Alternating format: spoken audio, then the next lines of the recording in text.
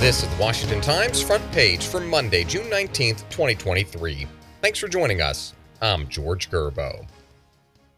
House Republicans have assembled a $237 billion tax cut package with provisions they say will bolster the economy and offset the impact of inflation. Harris Alec reports the package includes increasing the standard deduction on income taxes, expanding economic opportunity zones, issuing an excise tax on property purchases linked to China and Russia, and rolling back some requirements for reporting transactions to the IRS, among others. The plan faces complications, including opposition from President Biden and the Democratic-run Senate. The GOP says the plan lays down a marker on tax policy and invites debate and negotiation about tax burdens.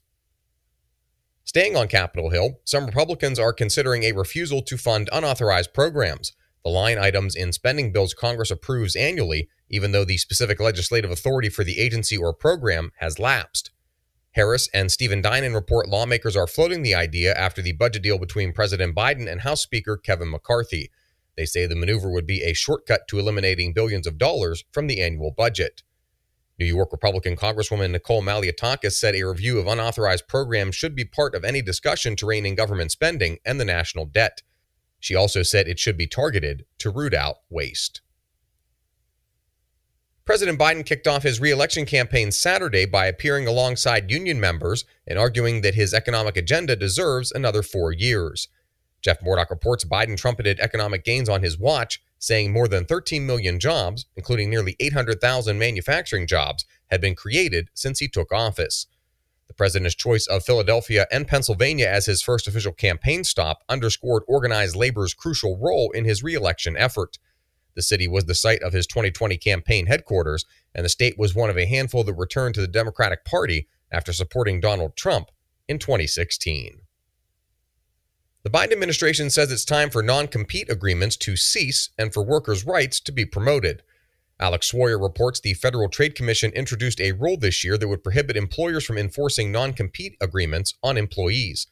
The agency reasons that they're a widespread and often exploitative practice that suppresses wages, hampers innovation, and blocks entrepreneurs from starting new businesses.